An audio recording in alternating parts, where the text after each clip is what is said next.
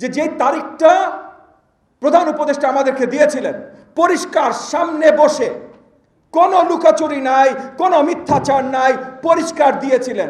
তারপর থেকে তার লোকজন যেটা নিয়ে একটা ধান্দাবাজি শুরু করেছে। 4 দিন আগে পরিষ্কারভাবে আমি প্রশ্ন করেছিলাম মাননীয় প্রধান উপদেষ্টাকে, আমাদের ডাকা হয়েছিল দেশের অস্থিতিশীল যে অবস্থা, এখান থেকে আমরা কিভাবে উত্তীর্ণ হতে পারি। ওনাকে আমি প্রশ্ন করেছিলাম ডিরেক্টলি যে যদি আপনি নির্বাচন সম্বন্ধে পরিষ্কার একটা বার্তা আমাদেরকে দেন, আমরা জনগণের কাছে পৌঁছে দেই, জাস্ট এই বার্তার মাধ্যমে আমরা অনেকটা স্টেবিলিটি আনতে পারবো। উনি তখন পরিষ্কার আমার দিকে তাকিয়ে আমাকে আমার প্রশ্নের উত্তরে বলেছিলেন যে কয়েকদিনের ভেতরে আমি অফিসিয়ালি সবার জন্য অ্যানাউন্স করব, আপনারা দুশ্চিন্তা করেন না।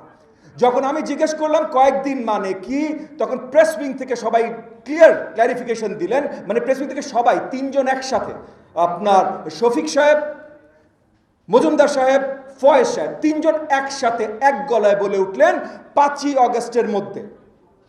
সো তার মানে 3 জন একসাথে বলাটার মানে আমি ধরে নিয়েছি যে এগুলো প্রি প্ল্যান, তারা অলরেডি আলোচনা করেছেন, এটা তৈরি হয়ে গেছে। সো ওখান থেকে বেরিয়ে গণমাধ্যমে আমি এই কথাটা বলেছি, এবং আমার সাথে আরও যারা ছিলেন তারাও বোধহয় গণমাধ্যমে যখন কথা বলেছেন এই কথাটা বলেছেন যে মাননীয় প্রধান উপদেষ্টা বলেছেন কয়েকদিনের ভেতর উনি অফিসিয়ালি অ্যানাউন্স করবেন। কিন্তু ওই দিনের প্রেস রিলিজে প্রেস উইংয়ের কেউ লেখে নাই, যদিও মানে পুরো মিটিংয়ের মাঝখানে এই কথাটা উঠে এবং বাকি হাফ মিটিংয়ের এইটা নিয়েই শুধু আলোচনা হয় এবং সবাই ধন্যবাদ এবং সাধুবাদ জানায় প্রধান উপদেষ্টাকে। কিন্তু প্রেস আপনার রিলিজে এটা নিয়ে কোনো মেনশনই ছিল না। এবং তারপর গত 4-5 দিন ধরে আমি দেখছি যে সব জায়গায় সরকার থেকে বলা হচ্ছে যে এই ধরনের পরিষ্কার কোনো আলোচনা হয় না। ফেব্রুয়ারিতে নির্বাচন আমরা চাই না, আমরা আসলে অক্টোবরের কাছাকাছি নির্বাচন চেয়েছি, ইফ নট অক্টোবরে নির্বাচন চেয়েছি 2025-এ। এখান থেকে আমরা 2025-এর ডিসেম্বরে গেছি।